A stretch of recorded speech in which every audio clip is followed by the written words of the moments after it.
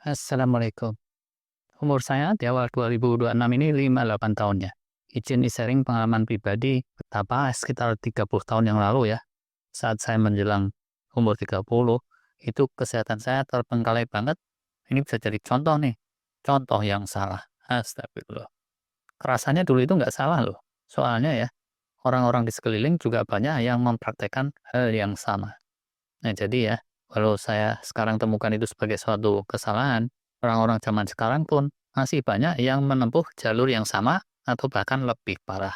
Ya, kesalahan pertama inti banget, itu saya nggak paham soal kesehatan secara umum. Ya, dan kesalahan itu timbul dari kesalahan yang lebih utama lagi, yaitu motivasi saya untuk sukses di bidang kesehatan jangka panjang itu lemah. Nah, silakan direnungkan nih, tambah banyak ya anak-anak zaman sekarang, seumuran 20-an, 30-an, yang juga nggak paham soal esensinya hidup sehat dan nggak termotivasi untuk beneran sehat. Nah, bahkan yang titelnya dokter aja, ada yang kayak gitu loh.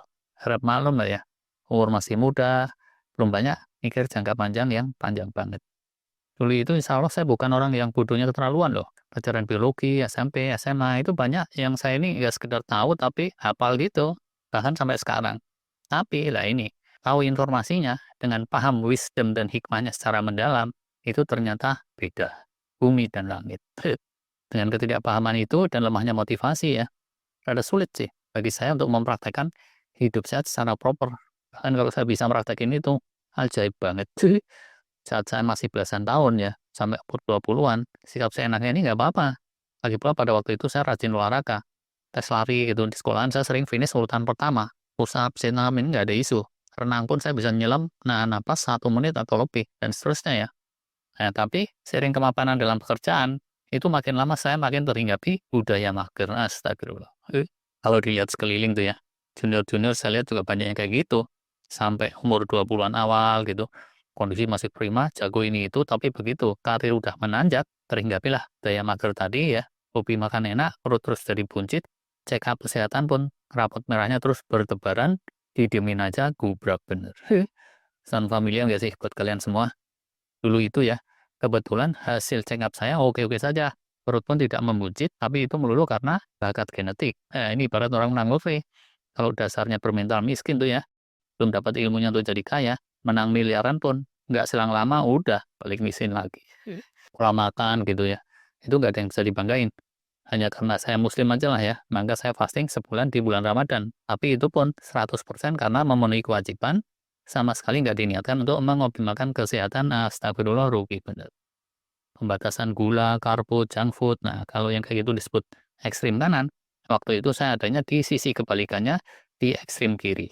Segala junk food, minuman bersoda, berpengawet, es krim yang gulanya super kental, dan seterusnya itu kesukaan saya. Sebaliknya, makanan sehat itu jarang saya sentuh. Makan malam pun ya, kadang jam 11 malam, tengah malam, itu bukan sekali 2 kali, tapi rutin. Mikirin kualitas tidur, nah itu sering jadi prioritas nomor satu, tapi dari belakang. Bisa dibilang kayak gitu. Kalau jarang banget ya lelehan sampai pagi, saya ini sering banget waktu itu tidur itu tengah malam atau lebih dari jam 1 malam. Kalau sakit, apa coba? Pakai drug. Bukan drug kayak narkoba nih, tapi yang murahan, obat warung kayak gitu. Yang fungsinya sekedar menekan gejalanya toh, dan sampai sekarang saya melihat banyak tuh dokter muda dan keluarganya masih menguri-uri tradisi yang kayak gini. Yang bukan keluarga dokter nggak usah diomongin lagi tuh. Kalau belum sakit bener ya, tapi baru rada kerasa-kerasa dikit, saya minum multivitamin. Secara asal juga nih. Sama sekali nggak tahu khasiatnya apa. Pokoknya pengen nambah daya tahan aja gitu, gerabak-gerubuk. Makin di labelnya itu kandungannya berjejer panjang banget. Wah, itu saya makin merasa mantap. Korban iklan banget lah kira-kiranya. Terus ya, kalau rada parah dan nggak bisa diatasin dengan obat warung, tanpa pikir panjang ke dokter. Dokternya juga nggak milih tuh, sekedar dokter seketemunya aja. Ujungnya dari itu, daya tahan saya bukannya solid ya, malah jadi ringkih.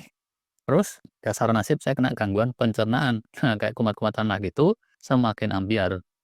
Ujungnya saya jadi lebih sering ke dokter, jadi lebih sering kena multivitamin dan obat kemikal, kualitas tidur makin menurun, diet pun jadi makin nggak balance, kecenderungan mager, makin menjadi-jadi, daya tahan pun makin cemen. Lah, sementara di pihak lain ya, beban stres harian itu berganda, biasa kan ya, berkembang seiring karir dan kehidupan.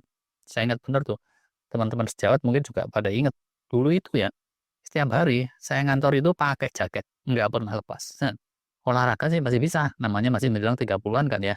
Tapi seringkali habis olahraga, keringat dingin dan kelelahan berlebihan yang bisa itu terasa kayak menguap banget, terasa asing karena dulunya saya nggak kayak gitu.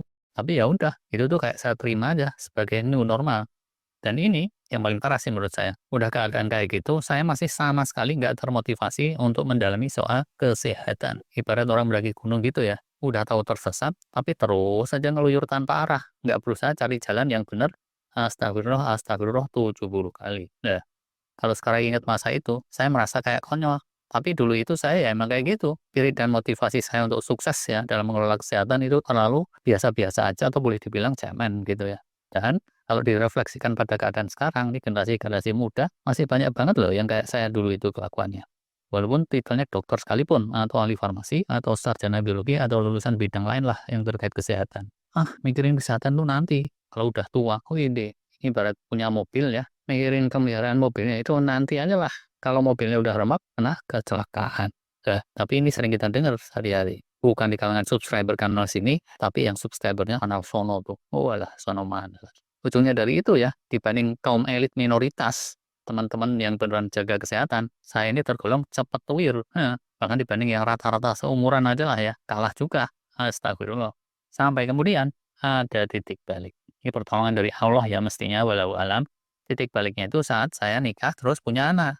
Sadar atau nggak sadar ya, itu tuh bikin saya memikirkan lagi hidup saya dan pentingnya untuk sehat. Dari situ baru timbul motivasi untuk beneran jaga kesehatan.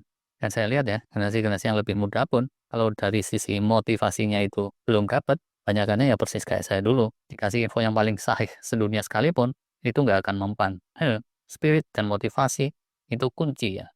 Bukannya begitu motivasinya dapat terus saya segera prima dan sehat ya dalam setahun atau 2 tahun. Perlu bertahun-tahun lagi, perlu sejumlah milestone lagi dan lagi perjuangan yang panjang. Tapi itu tadi titik permulaannya. Kalau tanpa itu ya pencapaian-pencapaian selanjutnya ya nggak bisa dapat. Ibarat genangan banjir yang airnya merata di mana-mana ya. Intinya, supaya air menyurut, itu perlu dorongan, bantuan, tarikan, gravitasi, dan bisa plus pompa. Plus setelah itu, yang mampet-mampet diperlancar. Nah, jadinya ini pembelajaran sih menurut saya. Kalau kita lihat kiri kanan ya, ada orang yang mengabaikan kesehatannya. Titik pertama yang mesti disolusikan, itu faktor spirit dan motivasi. Cuma dalam kaitan ini, kita ini semua manusia biasa, nggak bisa jumawa. Yang maha membolak-balikan hati, itu Allah ya. Paling kita bisa bantu doa. Itu deh, sharing kali ini. Terima kasih.